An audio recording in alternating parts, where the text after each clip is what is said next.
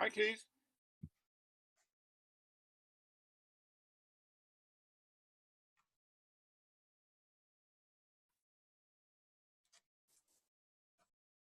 Where is the sound? There's some familiar faces. Hi. Hello. Hi, camera. No hat tip. Hello. Am I on air? Right.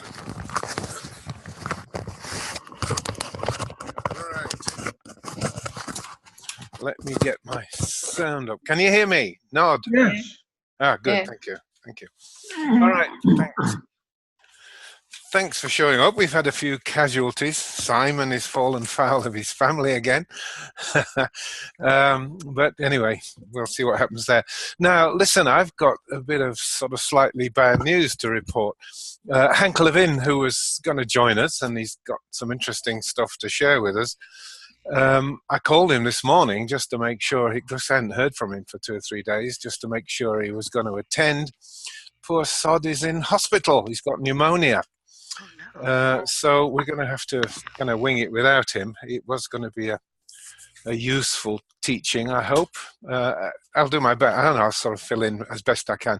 So, hello everybody. Hi, Per. Hello. Hi, Rog. Hey there. Carmela. Hey, where's your hat?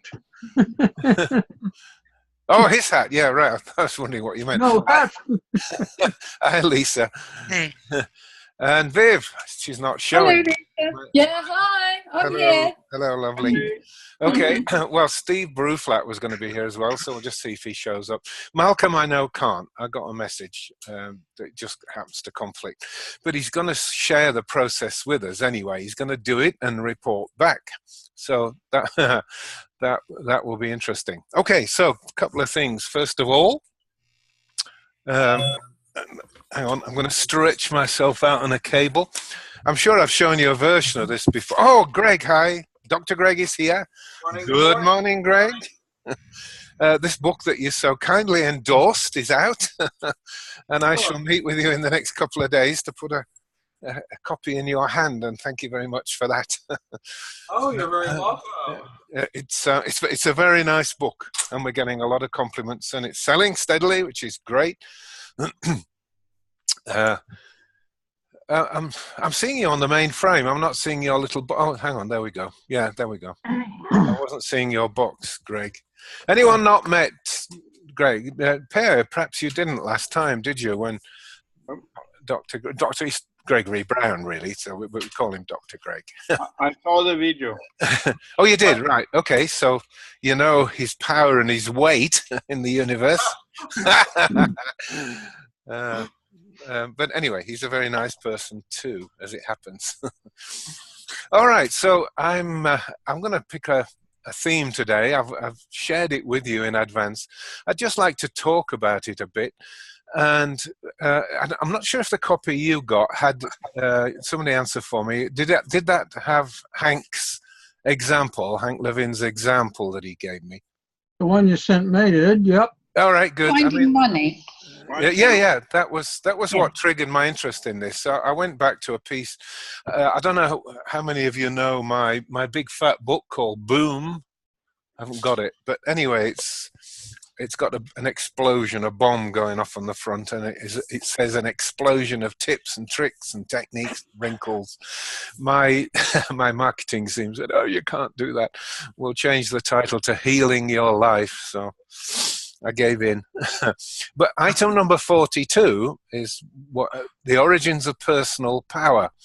And it seemed to me that what we were talking about here fits very well with that theme. And I've now got an extended version of this. We're up to like 2,500 words now. A proper issue, in other words. And the things you've not seen, even in what I sent you, for a start, I put in William Tiller. Now, I hope you all know who Bill Tiller is. He's a friend of mine. And he first appeared in my books in 1999 in Virtual Medicine. He was a tenured professor at Stanford University, but pretty outrageously outspoken. He believed that consciousness did a lot to control the universe and all those things that you're not supposed to say as a physicist. I think you can say it as a psychiatrist. Am I right, Greg? Yeah, you can say anything as a psychiatrist. most of them do. Anyway. Yes. Anyway, this is what Bill Till, it's just a very tiny quote, and it's the unseen is always the parent of the, of the seen. I can't even spell my own bloody words now. Yeah, the unseen is the parent of the seen. Now, he was thinking about quantum physics, like the quantum field and so on generates the reality that we see. But we can adopt that saying anyway for supernoetics and all similar things, which is what's going on is really not what's going on. What's going on is what you see, but the real stuff, the deeper isness of things is often very different.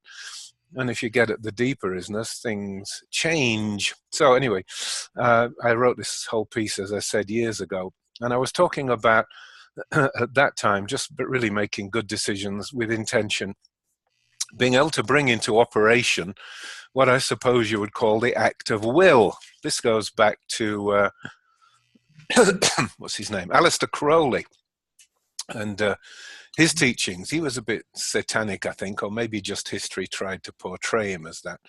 But he had some very interesting insights that gave rise to various offsprings like Scientology. Sorry, who's saying what there, please? I just said he liked infamy better than fame. Oh, yes. It's got something going for it as infamy. It's better that they know about you than they don't know about you. That was his perspective, yes. Is that a kind of quote from him? No, that's an observation from others. Okay. Because an otherwise brilliant man was lost to history. Well, I know he's lost to history. He's still cemented in there. He's hard to get rid of.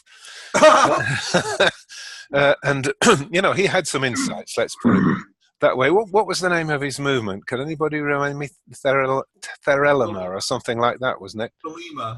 Thelema, yeah, Thelema or Thelema. It spawned Scientology by all later historical accounts. Hubbard was into this sort of satanic setup, and there are certain phrases that appear. I mean, OTO was it was Ordino Temporalis. What was the second O for? Order. Oh, that's right. So this OTO actually showed up. I think Hubbard had tongue-in-cheek when he invented this for Scientologists and kind of slung them a yarn. And so he got Operation Transport something or other. And he got Operating Satan and all these funny words that he used. They're clearly straight out of Aleister Crowley. And although he would have hotly denied it, history is now very clear that Hubbard was mixed up with Jack Parsons, Aleister Crowley, and the three of them, and they were up to mischief, to put not too fine a point on it. They were trying to manifest the Scarlet Woman and various other things. Don't think they succeeded. But I don't know if you Americans know the story, but there's a dam right near Pasadena where Parsons had done some of his sort of mystical work, and it's now supposed to be cursed. People keep disappearing near this dam. It's all kind of slightly strange. Anyway, off the subject considerably. But the idea of will was, I quoted Aleister Crowley in that, but really my favorite person in this is Alfred North Whitehead, if you've heard me mention. And he indicated in the 20th century that reality is really a process. Push your sled harder. What has in the same voice happened here? Somebody. Oh, Bob. Hi, Bob. Hi. I don't know if there's strange sounds or music in your background, but there was a rather ghostly presence there, an almost sinister presence, wasn't there? Have you brought an evil being to the meeting with you? I don't think so. I hope not. No, I'm just kidding. But there was a very strange kind of ghostly presence appeared when you signed on.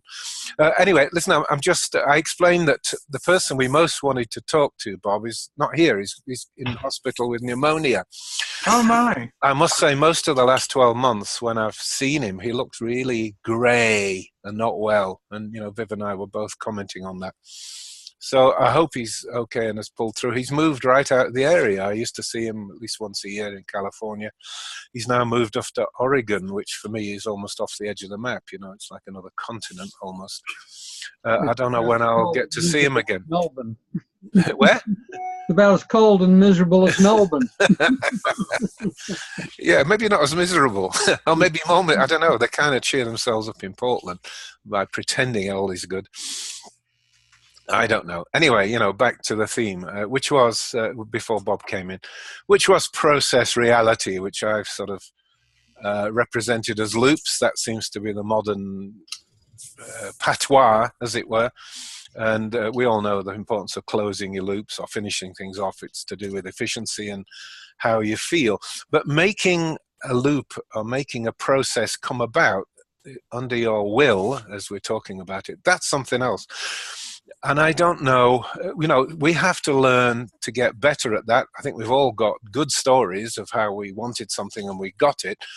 But often the follow through doesn't quite work. You know, I think I mentioned this before, but I talked to a lady about the so-called law of attraction, and I said it's not really a law, it's an ability, but it's definitely not a law. Oh, it worked for me, she says. I wanted $10,000, and by Friday there was a check in the post. It worked perfectly. Okay, so how did her house get foreclosed about 12 months later? You know, if she really could manifest things, how come she couldn't manage to manifest the mortgage? Seemed a bit odd. Anyway, my theme for this piece, I've even altered the title, is getting out of your own way, basically. And I think most of us know that is what we do. You know, if we want something, we are the ones that most screw it up in life, you know, as in everything. But we see it in others. We don't see it so good in ourselves. But nevertheless, it seems to be true. And I can't go along with these people that say the past is irrelevant. I mean, William Glasser, who's a lovely psychiatrist, I love his work. You know him, Greg, I presume, William Glasser? I don't. Oh, yeah, okay. It's worth checking out.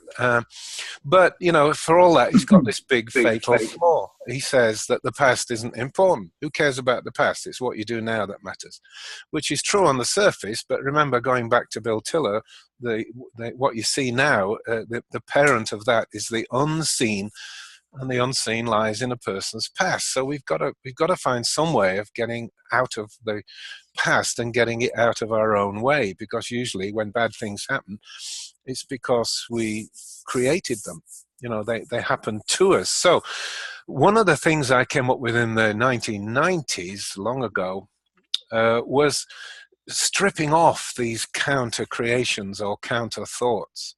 In the bigger scale, by the way, one of the issues that faces a being, a non-material being in this universe, is it's highly creative, but seems to create its own opposition almost instantly. You know, we create it and then we say, it's not going to work.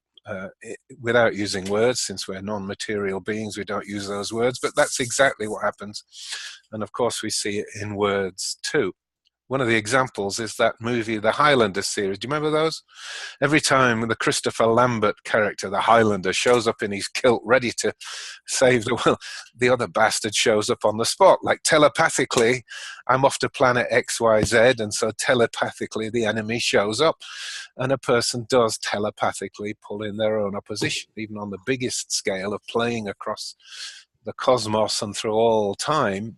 We still create our own opposition. Whatever we think up, we counter-think it almost immediately and get into this strife. And we have, in supernoetics, we call these primary memonyms, the big stuff, you know, the big heavies. We don't need to bother about meter reads when we're doing it. The walls move. Never mind the meter. You know, it's ka-chunk, ka-chunk. When you hit these, so you've been there, haven't you, Raj? You know what I'm talking about. And Per, of course, would know what I'm talking about. These Lisa, to a degree. Lisa, do you mind me just sharing being sent to the floor? No, go ahead. Yeah, well, I mean, you should perhaps tell it, but, when Lisa rang me and said she'd gone through something rather remarkable in piloting, it was good. But in fact, partway through, or was it just afterwards, Dan? I can't remember. Anyway, she was just crushed to the floor with the weight. I knew straight away she was talking about a primary memoneme. That's the only kind of thought block or thought phenomenon that can crush a person to the floor. Do you want to give us like 3 sentences of it so that I'm not talking for you? Sure. I mean, I was self-piloting at the time because I just was. And the realization that I had created everything that had ever happened to me in my life and ever would happen was all self-generated, came with a tremendous amount of sadness and power and emotion. And it was so heavy, I actually fell to the floor and kind of rolled around for a little while until it all processed out. I don't know how long it took, 30 minutes or so. But that was just the opening of the door of what happened for the next 6 or 8 months after that. So that to me, I'd almost forgotten about. It was minuscule compared to some of the things that happened after that. Yeah, so that kind of negative gain effect, you forgot it's so completely gone, you'd forgotten it's gone because you forgot it was ever there. Mm-hmm. Do you think that could be the clear cog, you guys, Per, Rog? Do you think maybe? I'm not going to dive in deep. No. Just a yes or no. I don't want to go diving in front of Well, us. it's an issue of clear or what. It's certainly clear of something, which is a wonderful big gain and a wonderful big ascension of recovery of knowledge and ability and powers. The big trick now is to put it all under your full knowing control. That's the real deal. Right, that's the hard part, and no doubt knowledgeism has something to say to that. What do you think in answer to that question, Per? Well, I would call it a fucknation. Or fucknosis. A master of understatement. You're being discreet. Yeah, okay. So, Bob, did you want to say something just then?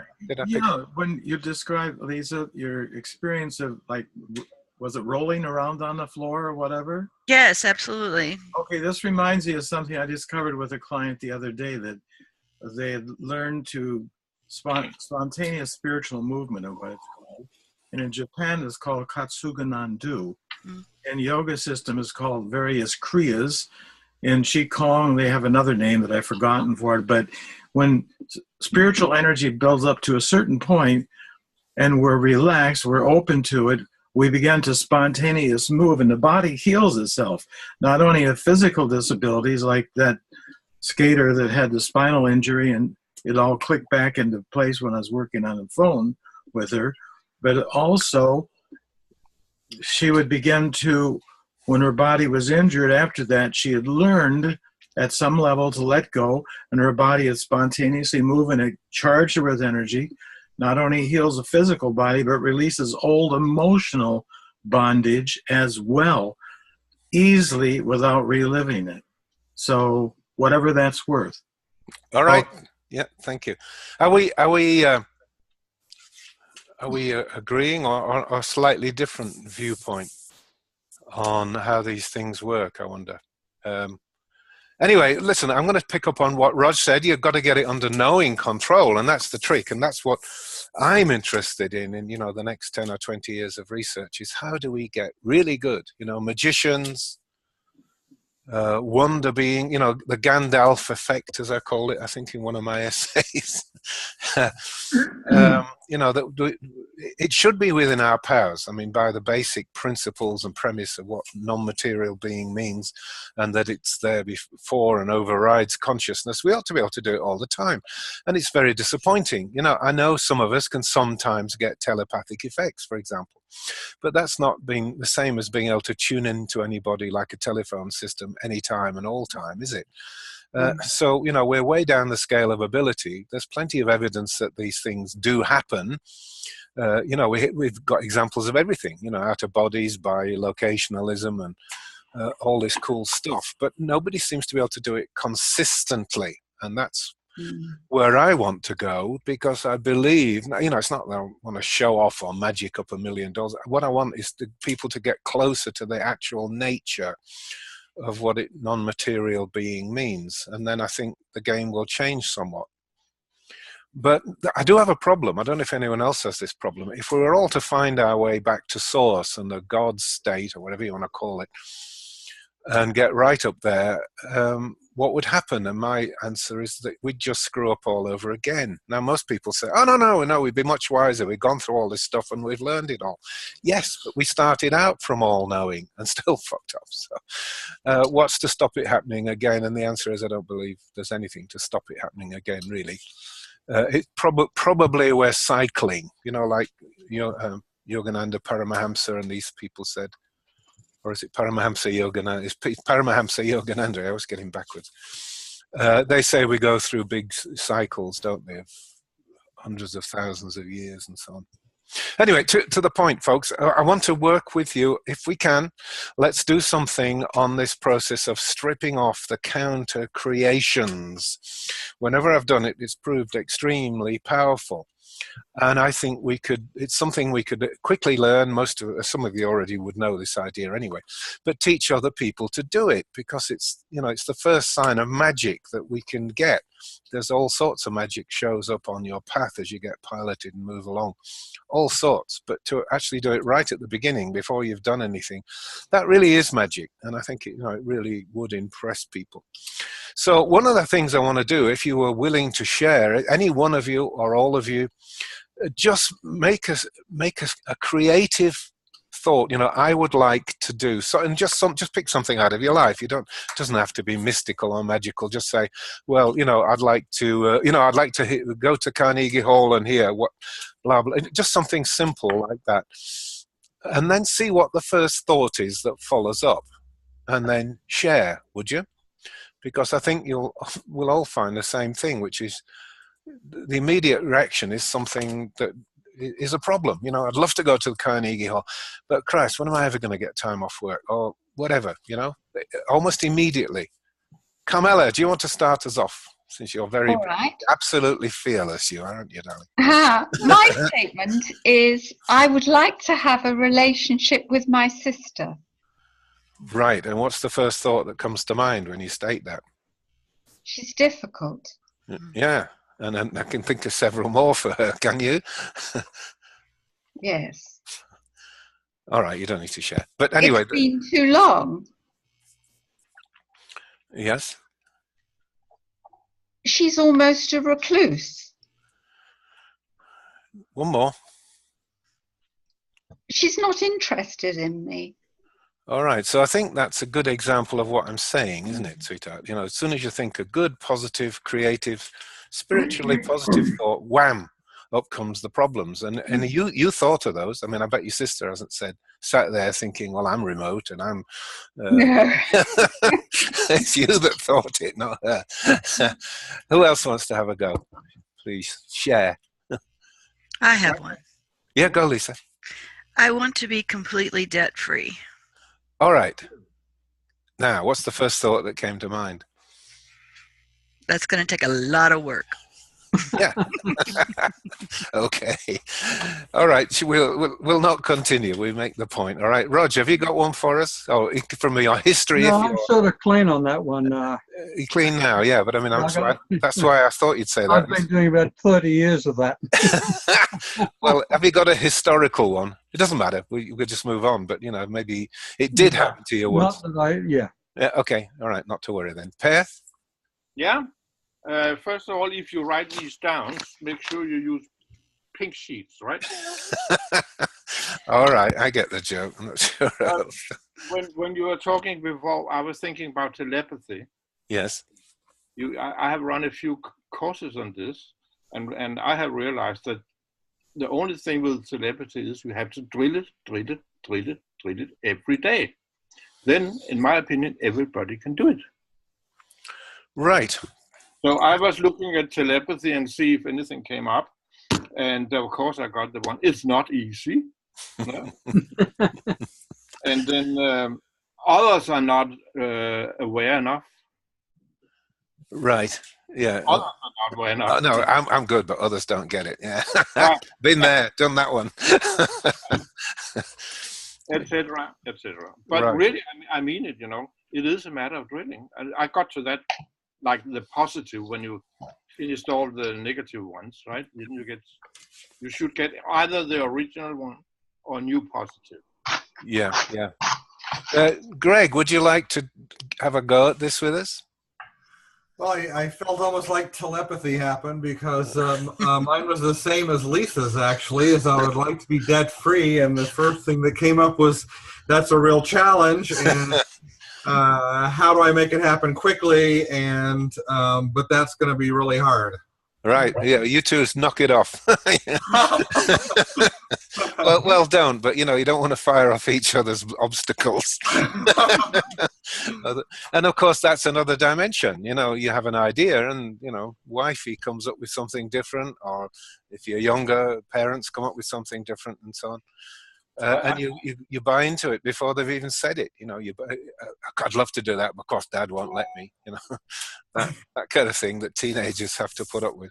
All right, we've all got the point, haven't we? That it's so easy to do, it's subtle, it's easy, but it completely blocks you, basically. So what I want to do with you is just have a go at this kind of process. That's why I said, would you bring along a piece of paper and a pen? Can we share? Roger might not have any answers by the sound of it, and I totally understand, by the way. I'm not being sarcastic. I know what he means. But, write yourself a clear determination of something that you would like, and, it doesn't have to be something we're going to have to wait 30 years to see if it comes true. Something that you could perhaps materialize in the next 2 or 3 weeks, or get started on right away if you take away the stops. But write down a determination you'd like. And then if you could start brainstorming the negatives, like I would like to, I need $10,000, but, and it's the buts. You just start listing them until you can't think of any more. I'd just like to warn you, I would ask you to share at the end. So, we're a nice little family circle. So please be willing to say what it was you chose and share some of the negatives that you pulled off. We may not, any of us, get to a result in time, but please give it a go. Are you okay with that? Mm-hmm. Anyone not want to do that?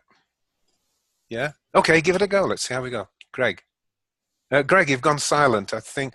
Oh, yeah, you've gone back to muted. I didn't do that. I have a chihuahua barking intermittently, so I didn't want to bother you. Can you describe what we're about to do as different than what we just did? Not really. Just pick some important determination or goal for you in life, and let's really work at it. The whole idea is to push this forward to the point of either some kind of cognosis. That's what we call an aha. We call it a cognosis process, or a shift. Something changes. Yeah, you actually quite often you'll need to pull off a number of these barriers, or you could say operating precepts which restrict you. You need to pull off quite often quite a lot of them till you get really free of it all. And then the underlying power that you want to employ is able to be employed without those restrictions, and you can manifest what you want. Couldn't have said that more perfectly. So, there could be 10, 20, 30, more. That's why Per was right to say, write them down. Well, that was a little demo, but this time I want you to write them down for a reason, because I want it to work, and I want you to go at it afterwards if you didn't finish. If nobody gets to a wow, I'm not going to obviously sit here forever, and Roger would get bored since he's not doing. But if we have at least a good 15 minutes, you are all right, yes. Good. Well, I suppose I should. Maybe. Well, I'll tell you one that I just pulled off, because I now do it quite lightly and quite easily. But I was looking at being able to manifest at another location on the planet and observe what is there. And the precept that was blocking me was the consideration of the physical universe was too solid. Right. Blew the shit out of it. You can see right through it. Have you not? I've seen through walls. I've seen through the guy in front of me doing the processes. You can see through it. It's not that solid, is it? But we think of it as solid. So you're quite right. That's a thought that's blocking it, not an actuality that's blocking it. But yeah, wow. Pretty profound, that one. Okay. For me, it was actually a case of the distance factor. That was, see, I said physical universe, not like the blocking object, but the distance come the space, time, matter, and energy whole phenomenon. Yeah. really mainly what was in the way in the space factor. Right. Well, we grew up that space was something that separated things, right? Right. You spread them out. Now it doesn't. Now quantum space, it brings it all together. It's all in the same place. It's called non-locality. So we've got to revise our whole view of space. That's another story. Anyone not doing this? Lisa, are you giving it a go? He just gave me the cheat note. I went straight to it. There's nothing stopping me. So there's no point in going through all these. I get it. There's no point. Have a go. Yeah, just do it. Now, And there is a little addition that can help you all spot the consequences of these dumb thinks. Because a dumb think like I can't because there's always a consequence, and we can quite often hang up in the consequences of it. Okay. Yeah, that's the second and third wish phenomenon that I want to come to as well. Not you get onto your necessarily. third wish. An outcome. Yeah. Not a wish, it's an outcome. Well, every outcome is a wish, is what I would teach. But I don't know what Alan Walter used to say. But basically, what you've got. I don't care what Alan said. I'm just telling you what the observation is. Well, that's my observation. That what you've got, you basically wish for it.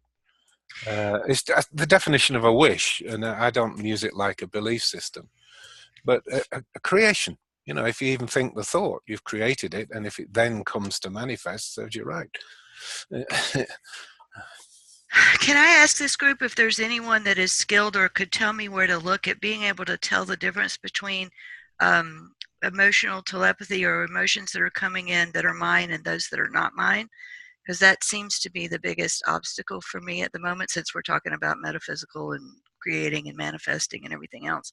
I notice the more that I work with patients, the more perceptive I am. I know exactly what's going on with them, and I check with them to make sure that that's what it is. But I also catch a tremendous amount of motion, and I'm getting to the point where I cannot tell what's mine and what is coming in from other places, not only people, but outside energies.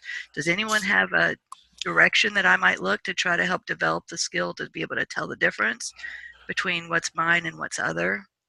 I think you need to look at David St. Lawrence's work as well. He's not with us. That's the complex of self idea. Per, will you take it? And then I know Roger's going to have something to say to that as well. But Per, would you take a turn for us? Yeah, I will tune into the terminal you think it might come from. And then I will say, return to your moment of creation. Then if it is another's, it will disappear out of your space. And if it is yours, it will get back to you.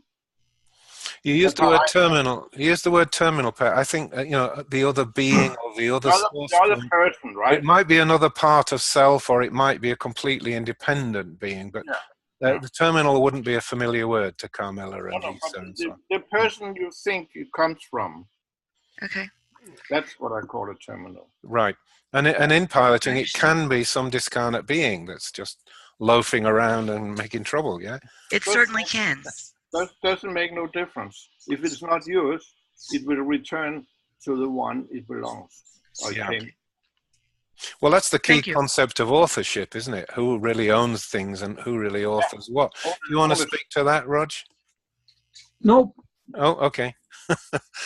Per, you want to say, well, have you got something to add about authorship? I mean, that ultimately things stick around, like shit sticks to a blanket, is the old crude old English saying, because there's something wrong with it. It's false in some way. There's some element of it is not right, and that makes it persist.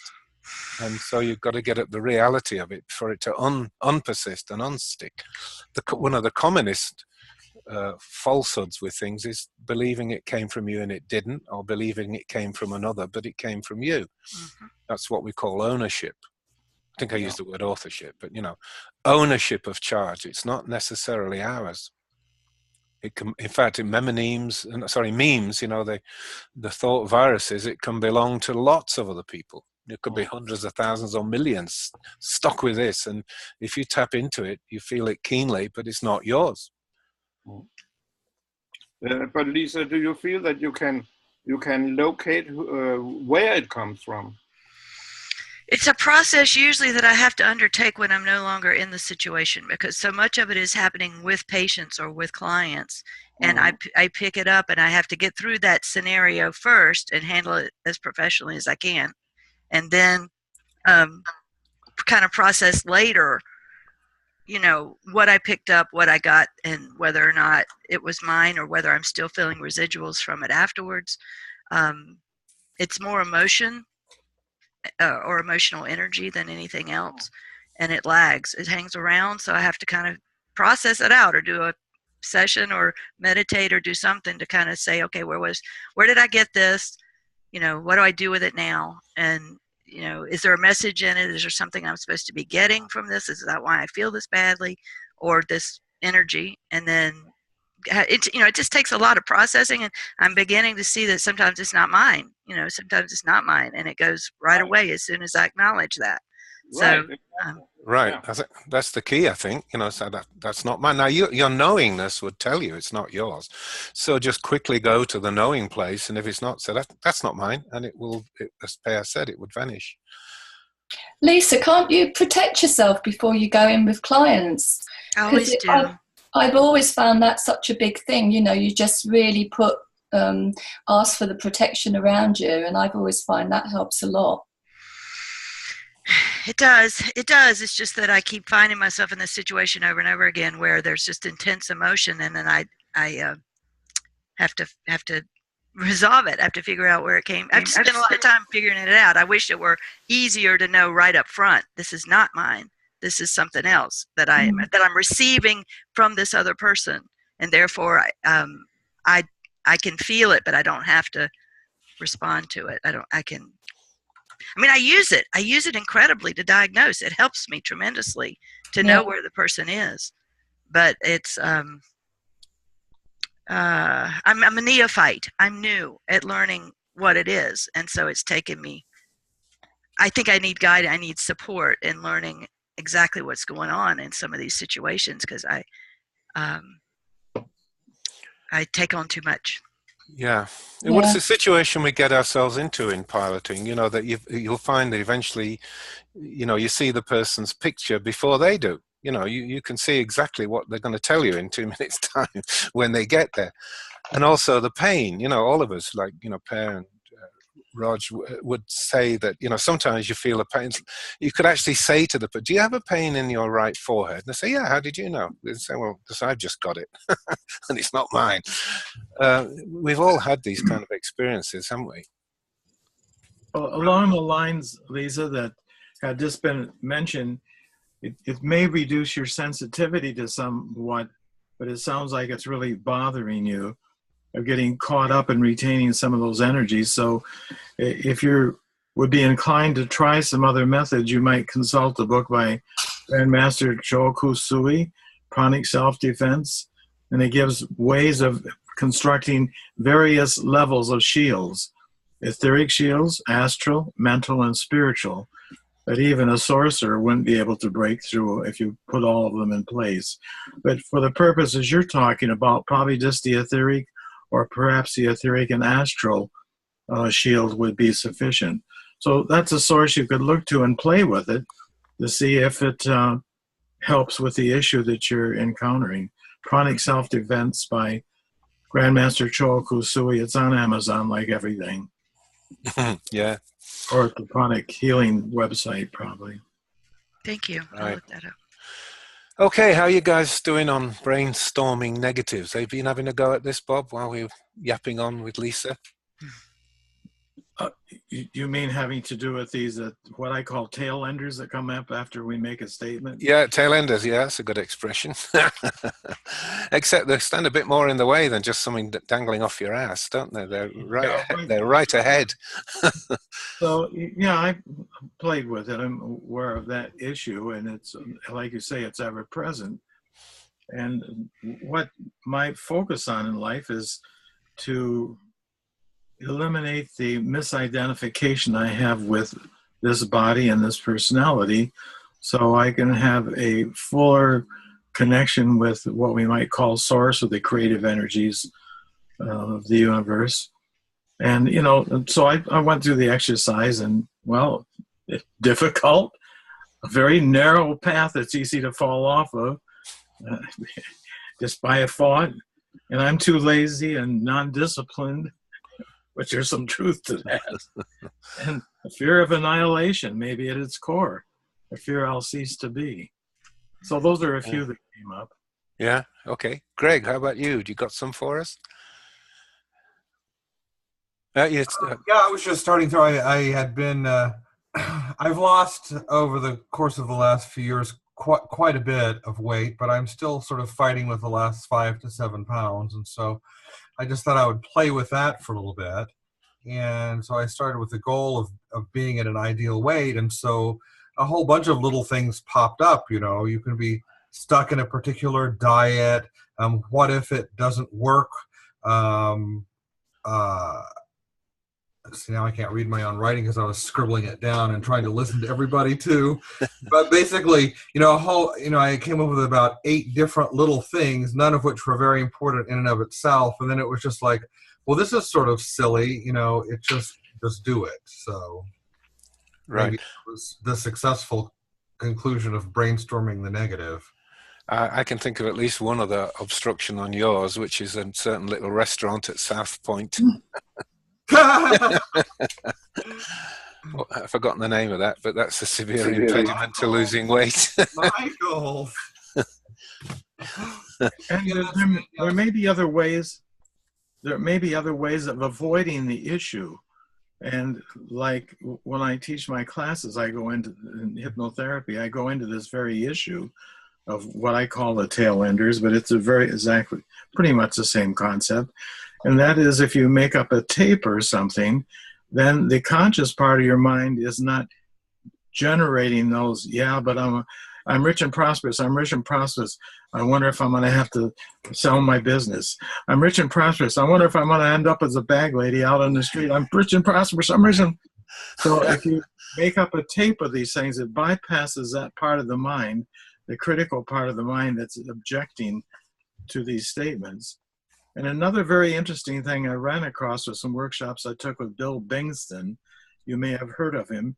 He did the mouse experiments or rats, I forget which now. I did a few workshops with him, and he learned from this psychic healer that the process that he was in essence doing of making out a list of maybe 10 things that you would really like, and then condensing those 10 down to like one word to symbolize each of the, and then start rotating the list and rotating it faster and faster. And by doing that, Bill Bingston became a healer.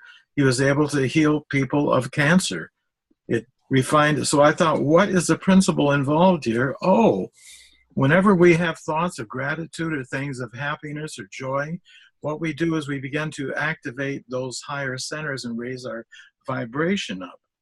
And as we do that, as we spin this wheel, it gets her right into the subconscious mind directly without time for any tail enders, because we've got our list.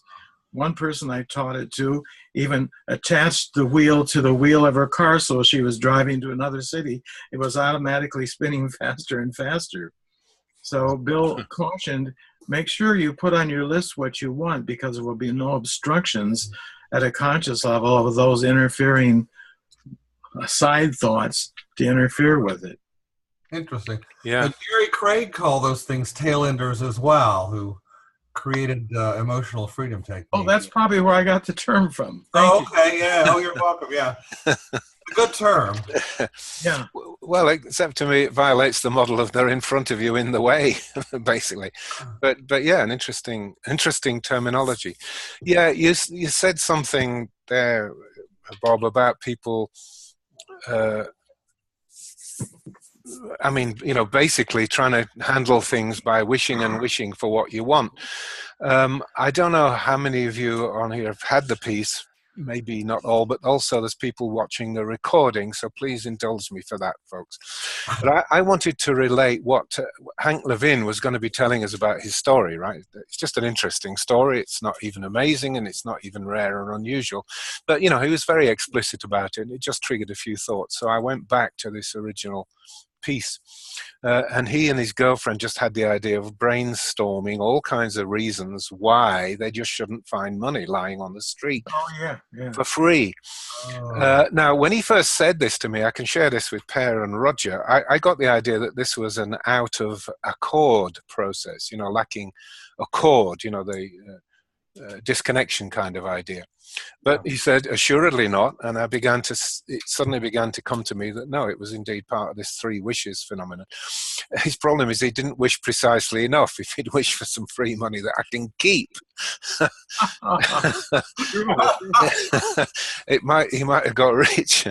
But I mean, he got exactly what he wanted. And of course, that we know that. I mean, that's why there is this saying, isn't it? You've got to be careful what you wish for, because you know, you may end up getting it. I mean, there's the gurus and the workshop teachers, you often come up with this one, whereas a guy said, I don't want much in life. I'm totally happy as long as I've got 4 walls, 3 square meals and a roof. I'm fine. Guy ended up in jail. So, you know, he got his total wish. It all came true, but not in the way he wanted.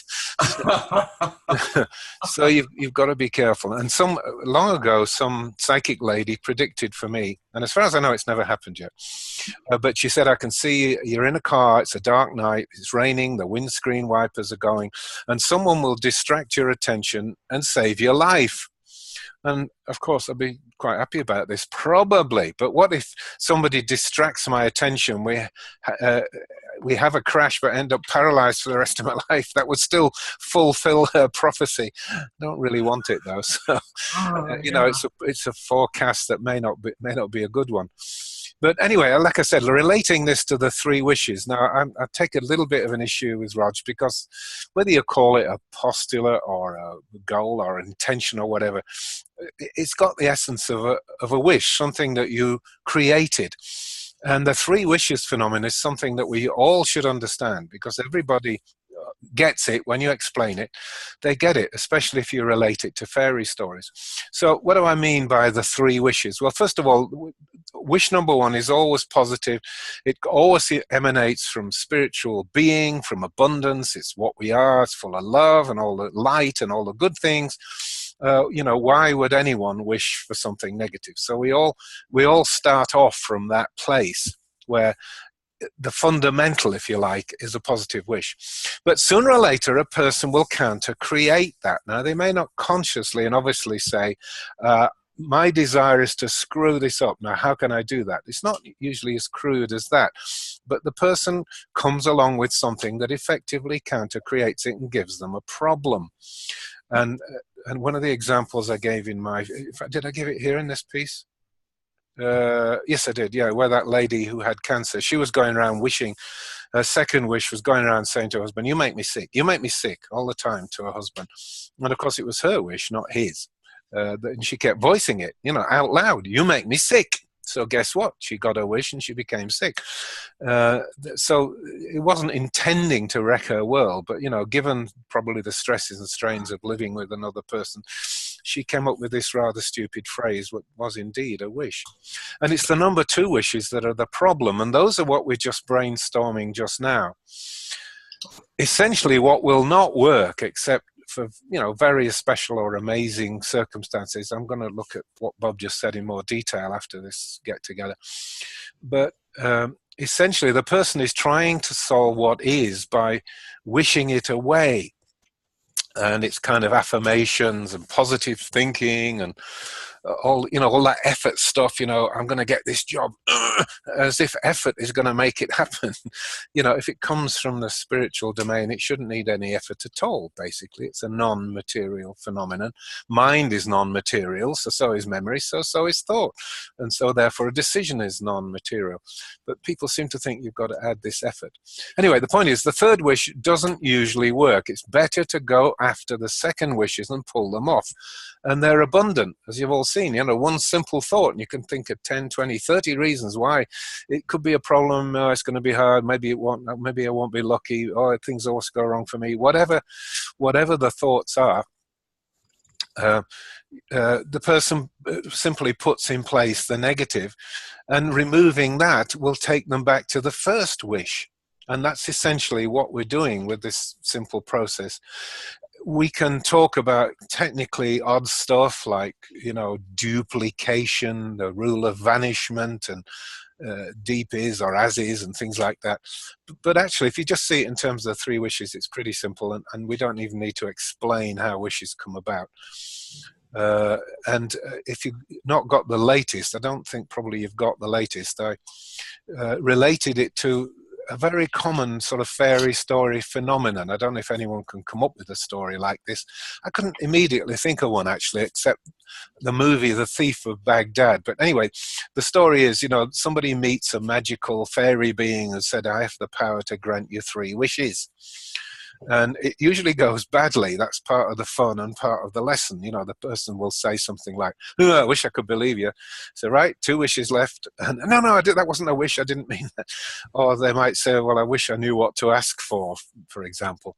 And then they've used up a wish. So they've got to be very careful about the second wish. So they want something really clever, you know, like I'd like to be able to tell the future, for example, so you can win all the lotteries and get stinking rich. But then the person can foretell the future. So they see, you know, the end of the world, their parents' death, their own death, every horrifying thing that's going to come about.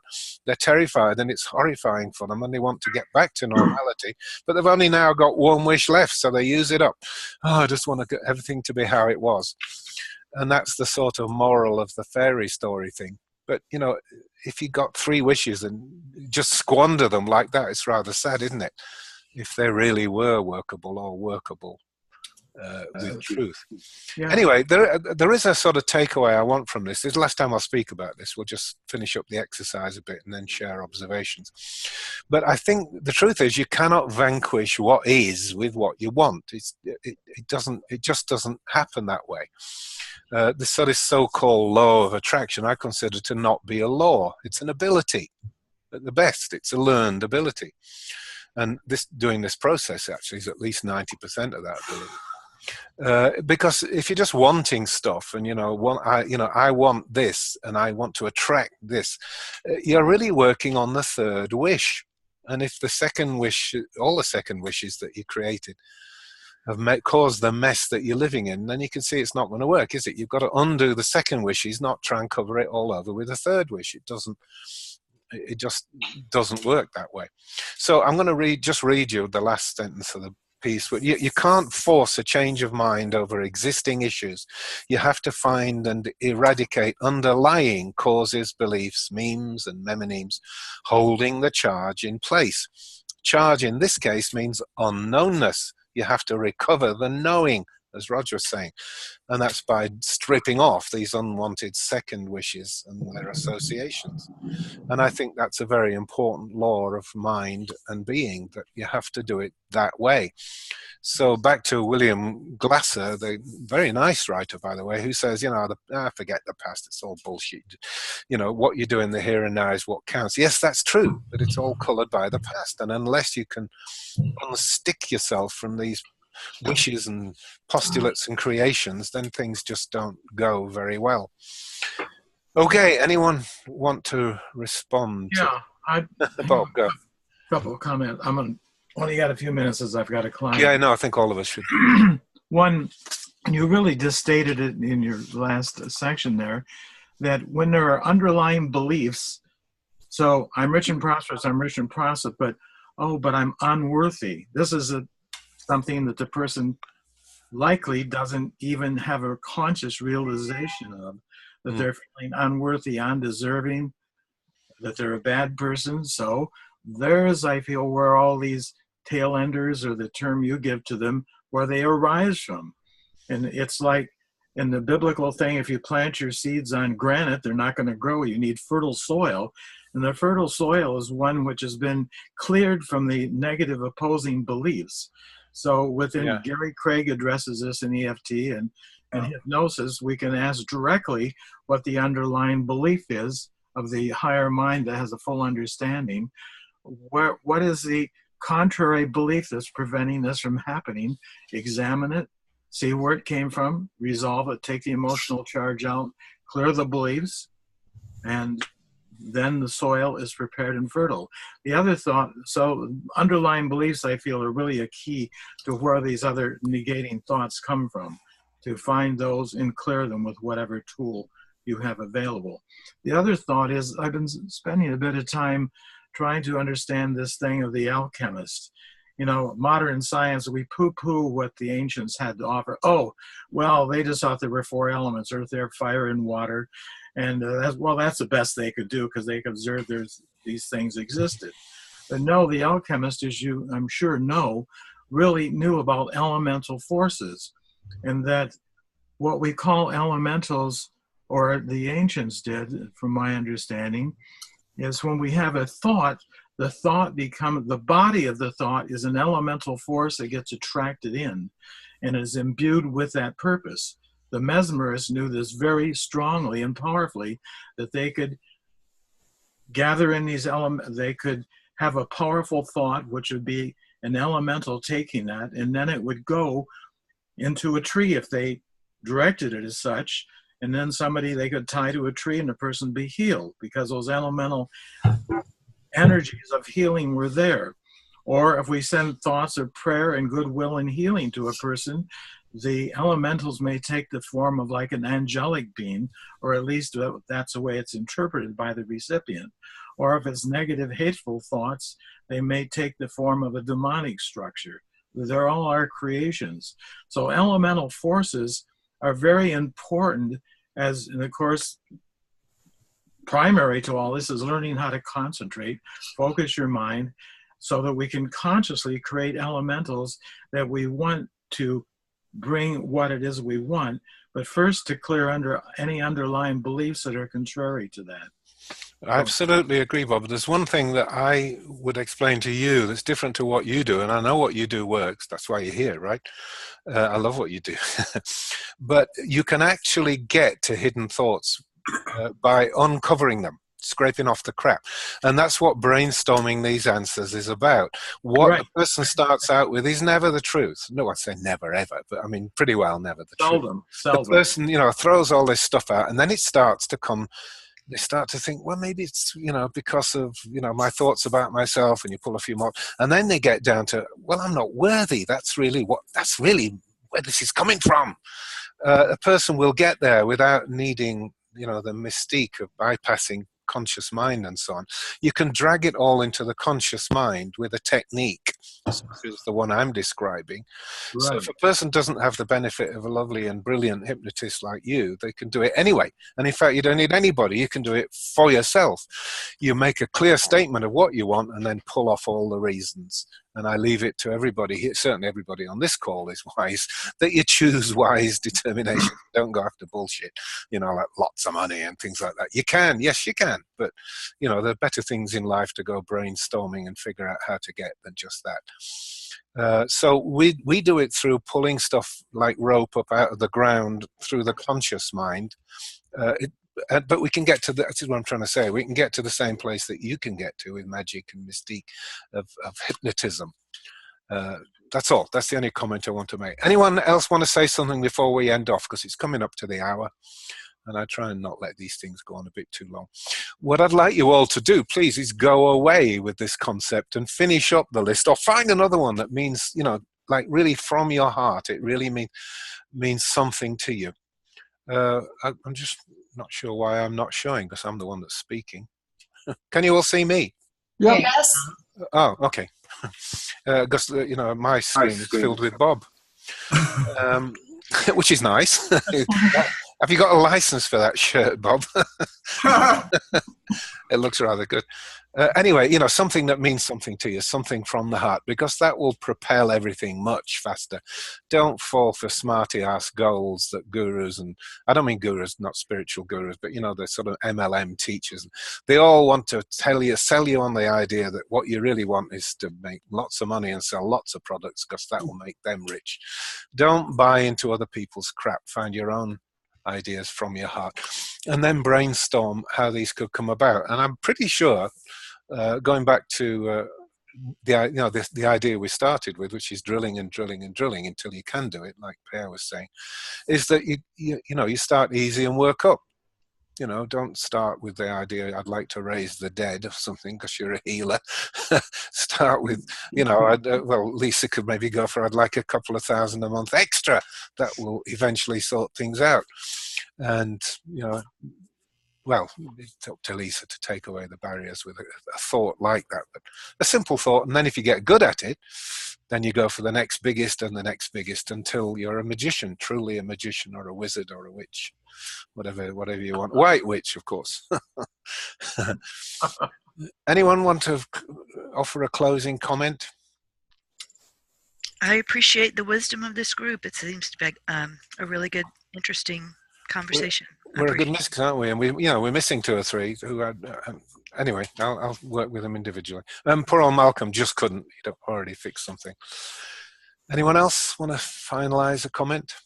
On Lisa's issue about picking up on other people's thoughts, you sent me that very interesting book, Spiritual Rescue Technology. Lisa did. Or I did. No, you did. Yes. Well, I mean, that came up, and I was questioning myself. Did I actually send you that book, Lisa? You did. You sent. Oh. Okay. I sent it out to a bunch of people. I still have. Yes, I can still see 2. So I'll send you one. It'll be in the post tomorrow, Lisa. It's an interesting guy called David St. Lawrence, and he's crafted a whole technique around simply nothing else but talking to these discarnate beings that are around you. And get some very interesting results. I'm not happy that everything is explicable in those terms, which of course that's the point he's got to. It's got value. Per and Rog have other ways of dealing with this anyway. So how about our seniors, Per and Roger? How about you guys? Any closing comment, or are we done? I'd like to, Lisa, if I could get your email address, I got something that I can send you on the ascension experience that you went through. Okay, I have your email. You and I have corresponded before. I think we met. Oh, in there somewhere. Good, excellent. You met at the Medicine Beyond seminar. I did. Yeah. But okay. I can resend you. I will reshoot you an email if that would be. Okay, mate. Yeah, I'm pretty sure I got it then. Okay, and Per? No, that's fine. Sure. Yep. Okay. Anyone else? No one else? No more takers? Okay. Peace, brothers. Lots of love. This is turning into a great intellectual group. I'm not going to grow it that much. My original concept was 12, actually, so I might be prepared to stretch it to 20. But, you know, there'll be up-and-coming people who are doing the early stages who might want to join us. We'll see how this group goes. I love it, though. So I'll see you in 2 weeks. Right. And we'll pick some theme of common interest and see what we can do with it. Please, I'm asking you now from the heart, would you please finish up that exercise we started and get me the result? Because, well, for one thing, it would amount to a testimonial. You know, Hank's story is very interesting. I can tell my story. That's very interesting. But, you know, the more the better, really. So if you can contribute something, that would be great. Okay, otherwise, love you and leave you. Thanks for coming. Enjoyed it, and have a nice remainder of the day. And I have theatre on now. It was good timing. Oh, all right, great. All right, take care then. Bye now. Everybody. Bye.